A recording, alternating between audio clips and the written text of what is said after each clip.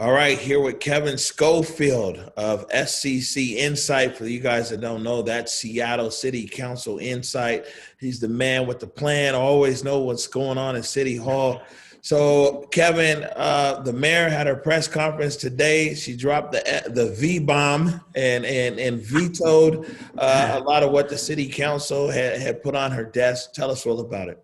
Yeah, so City Council has spent, they spent, a month and a half working on actually almost 2 months, working on a new 2020 budget because they're required by law to have a balanced budget.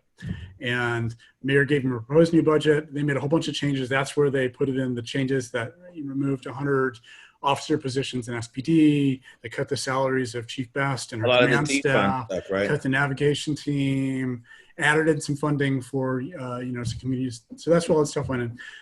The mayor vetoed that today. And she basically called out a bunch of those things. She said, that without a plan for how we're going to cover public safety, how we're going to, deal with problematic homeless encampments, you can't just go in and, cut things in SPD that implicate the consent decree. So without all that stuff figured out, it's not the right thing to go make these cuts now. So she vetoed that. And now what that means is that the city council, it's back in their court, and they have 30 days to either sustain the veto or overturn it. And sustaining it is actually, in itself, not a really good option because, like I just said, there has to be a balanced budget. And if they sustain the veto, then there still isn't a balanced budget, right? So the two choices are really, do they overturn it and sort of insist that, no, we're doing it this way? Or over the next 3 days, do they sit down with the mayor and compromise and find a new balanced budget that makes both of them reasonably happy? So are you saying, Kevin, that at the end of the day, the city council and the mayor who didn't want to talk to each other are still going to have to talk to each other?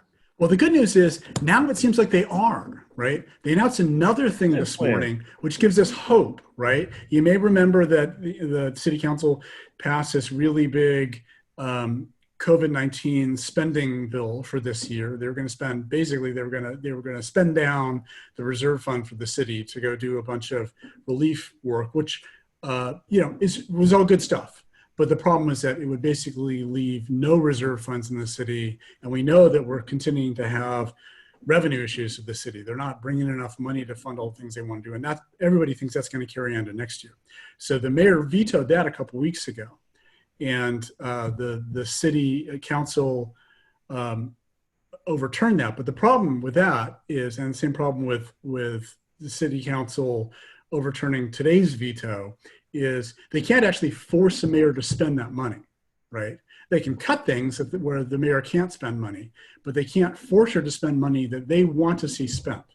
So that's the leverage that the mayor really has to get them to the table to bargain on this stuff. And the good news this morning is, over the last week, on the COVID-19 relief bill, they sat down and they worked out a compromise. And so now they're going to spend $45 million on COVID relief over this year and next year, and that'll leave them $50 million in the reserve fund so that they have, that little bit of a buffer, a little bit of a cushion there to deal with if revenues continue to come in low. And they're probably going to continue to come in low. Now, you've mentioned the thaw, and how much do you think that the fallout around Chief Best retirement and community reaction to that, not just my community, but our larger community of Seattle, has to do with some of the thawing going on down there at City Hall? Yeah, I think that from what I could tell, the resignation of Chief Best was really a wake-up call, right? And it caused a lot more blowback for the city council than they really expected. I think they really thought they had a mandate to push through the cuts to SPD and the cuts to navigation team and just sort of move forward, down the torpedoes full speed ahead on this. And I think what they found out was they didn't quite have the mandate that they thought they did, and the mayor had more support than they thought they did. Now, but let's be clear though, this city is divided, right? Well, It's not I like was it's 75% on one side and 15% on the other side and 10% in the middle, right? It's really pretty much 50-50 in this city, right? So then you don't feel that the city council misjudged their, maybe initially the city council felt that they had more consensus in the public than they really Yeah. did, or did the mayor kind of was keeping a ace up her sleeve, knowing that, man, the majority of maybe people or a good number of people didn't feel the way the city council felt? I think both those statements are true. I think the city council really thought they had a consensus mandate to move forward really hard, really fast with, with defunding SPD and making significant cuts, even if they and to do it quickly, even if they didn't have a plan in place. And the mayor was hearing different things, and let's be clear, even in the best of times, both the mayor and the city council live in a bit of an echo chamber, right? They know who the advocates are that are out there that support them, and those are the folks that they spend more time listening to. And these aren't the best of times, right? In this COVID time, we're all doing Zoom calls and all this stuff. The number of opportunities we have to get outside our bubble and hear other voices are a lot fewer. So city council's been living in a bubble. The mayor's been living in a bubble. It really, I think you can step back and look at this and say that really skewed the views of both of them. And Chief Best's resignation was a wake-up call for everybody to step back and go, oh, wow, like the city is actually split on this. The issues are complicated. And the city wants City Hall to come together, figure it out, act like adults, compromise where you need to, get a plan together, and then move forward and do important stuff. All right. And so for a lot of the people that are pushing defund, of course, that's the big buzzword around this budget and everything else is defund. What are the chances now that you see? I mean, defund initially got watered down from what people were originally talking by the time that it made it out of committee anyway. What do you see the chances are of some of these key defund things that are in the current budget actually making it through whatever compromise might occur within the next 30 days?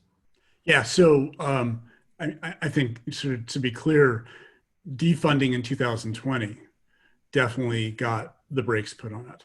I don't think, from listening to the mayor and listening to the city council, I don't think there's any less enthusiasm on both sides for a major restructuring of SPD, including, defunding some things in SPD next year in 2021, 2022, particularly as a plan comes together as to what is going to replace it. I think the thing to watch for in the next 30 days and whatever compromise, I think, at least 50% chance they'll come up with a compromise in the next 30 days. I think the thing to look for is how much funding makes it down to the community now to do really important capacity building. And this is something that Nikita Oliver has really spoken very eloquently to about. And you and I have talked about this before, that there are community-led organizations doing really good work that have huge potential to be able to pick up responsibilities from SPD for, first response and other, response in the communities where we don't want armed police officers showing up to people's homes and to people's businesses. But these organizations that have been running on shoestring budget for a long time, right? And if we overnight suddenly ask them to, triple, quadruple their size and take over, 24/7 by 365 responsibility, they're not ready to do that, right? So if we want them to be able to do that next year, we better start investing in them now. So the thing to watch for is, do the mayor and city council realize that? And when whatever compromise package they come up with, do they set aside money to go start making those investments now? I think that is going to be a key signal about whether they really are bought into this notion of whether you want to call it defund or reimagine or whatever label you want to put on it, let's do something very different with police and public safety in 2021 and 2022. All right. Before we get out of here, what's next? What's the next time we'll be hearing from city council and the mayor? I think you said they're getting ready to go on a break. Yeah, city council has just started their recess. They're going to be in recess for the next 2 weeks, and then they come back. So I'm I'm imagining there's going to be a lot of phone calls behind the scenes between mayor and city council members, and they're going to, I don't know if they're going to be writing a plan over the next 2 weeks. I imagine a lot of city council members are going to be, vacation with family and things like that, like all the rest of us do. But in earnest, in 2 weeks when they get back, they're going to be sitting down and trying to negotiate some kind of compromise. So I think, quiet stuff for the next 2 weeks, and then it's probably going to get pretty busy and pretty loud. Just an observation from my side, maybe a comment. I know you're there in the council, and I'm out here more on the streets. But what I can say is on the street side of this thing, people are, they're protesting, majority peaceful protest every day. They're out there raising awareness every day.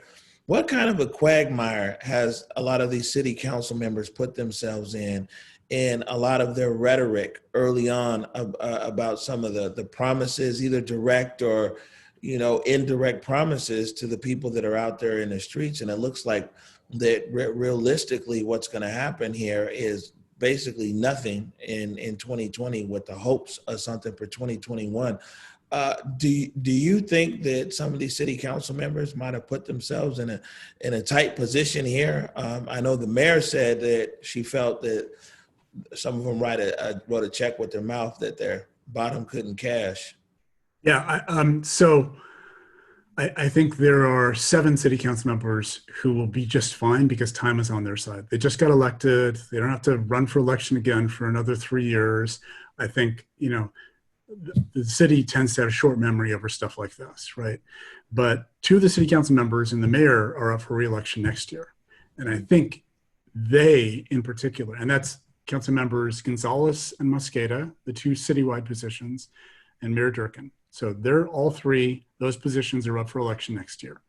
And that's soon enough that people will remember this, right? So I think in particular for the 3 of them, this is a big problem. Wow. Kevin, tell people how they can keep up with you. SCCinsight.com, Seattle City Council Insight. I'm writing up there, at least 6 days a week. Sometimes more depending on how much other stuff is going on.